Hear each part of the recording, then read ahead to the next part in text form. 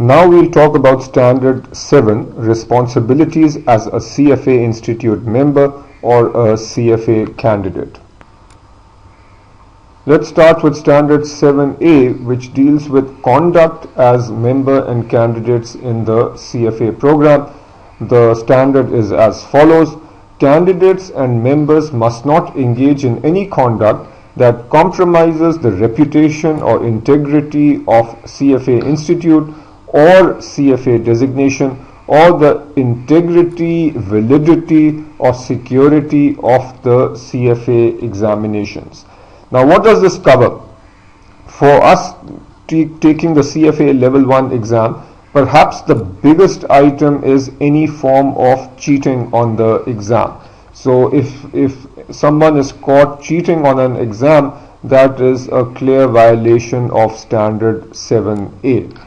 Another is disregarding rules related to exam administration. And a classic example is when it is announced that you must put down your pencils. If anybody is caught writing, then they have violated 7A. And the CFA Institute invigilator is not going to make a fuss in the exam room. They will simply write a small report and submit it to the CFA Institute. And essentially anybody caught writing once the time is over has violated 7A. Also, giving any confidential information to candidates or public. So if after the exam you talk about specific questions on the exams, or you call a friend who is in another time zone, so somebody takes the exam in Australia and then calls somebody in India and tips him off on what sorts of questions are coming, these are clear violations of Standard 7A.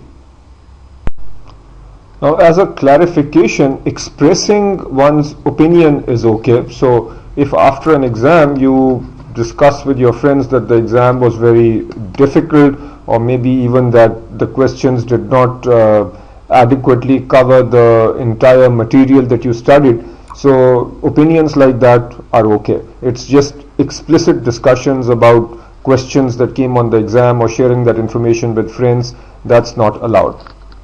Another important point is that information gained through volunteer activity cannot be shared. So for example, if you are volunteering in some form with the CFA Institute and you are helping prepare questions which might be considered for future exams, you cannot share those questions with the public or with anyone for that matter outside the CFA Institute.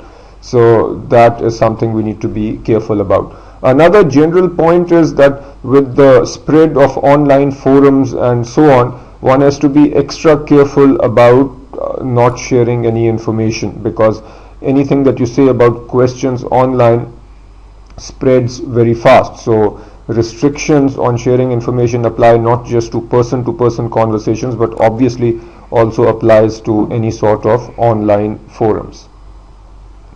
Now, Standard 7B, reference to CFA Institute, CFA designation and CFA program. The standard is as follows. When referring to CFA Institute, membership, designation or candidacy, do not misrepresent or exaggerate the meaning or implications of membership in CFA Institute, holding the CFA designation or candidacy in the CFA program. In simple terms, while you can just make statements of fact that you are now part of that you have cleared the CFA exam, or you are now a CFA Institute member, that's all right, but you cannot imply that you are in any way superior because you have this designation, or that the decisions that you make on investment analysis are superior or correct because you are a CFA member. Obviously, there are some subtleties involved which I'll cover in the subsequent slides, but hopefully you get the general idea. So when we talk about the CFA Institute membership, we must complete and submit the professional conduct statement annually. Sometimes this is referred to as the PCS. So essentially in this statement we say on an annual basis that we have been following the code and the standards. We must pay our bills, our membership dues annually. This is both to the local chapter and the CFA Institute. If we don't do this, if we don't comply, then we become inactive, or our status is changed to inactive. Use the marks Chartered Financial Analyst or CFA in a manner that does not misrepresent or exaggerate the meaning or implication of holding the CFA designation. Again, this ties to what I said earlier. So we cannot imply that we are in any way superior analysts because of this designation. Candidates may reference participation in a CFA program but do not imply achievement of any type of partial designation. So if you clear the CFA Level 1, you can say that I have cleared CFA Level 1 on the first attempt or the second attempt, but you cannot say I am a CFA Level 1. So you cannot imply a partial designation. And it is okay to say that you passed all 3 levels on the first attempt, but do not imply superior ability. I hope you get the common theme here. It is coming over and over that you just simply state the fact and let the audience figure out whether they want to be impressed or not. You don't need to brag yourself.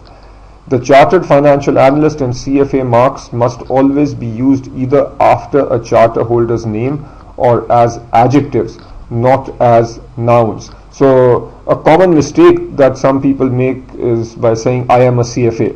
So the CFA Institute does not approve of that. You can say I am John Doe and CFA, but you cannot say I am a CFA. So a subtle distinction here. I would encourage you to look at Exhibit 3, which is on page 146. So this gives several examples of what is a proper reference and what are improper references. So statements like CFA charter holders achieve better performance results, clearly not allowed. On the other hand, a statement like completion of the CFA program has enhanced my portfolio management skills, that is allowed. Now obviously there is some subtlety and judgment involved here, but I think that from an exam preparation perspective and the sort of terms that you will see in the question paper, I think this Exhibit 3 is extremely useful.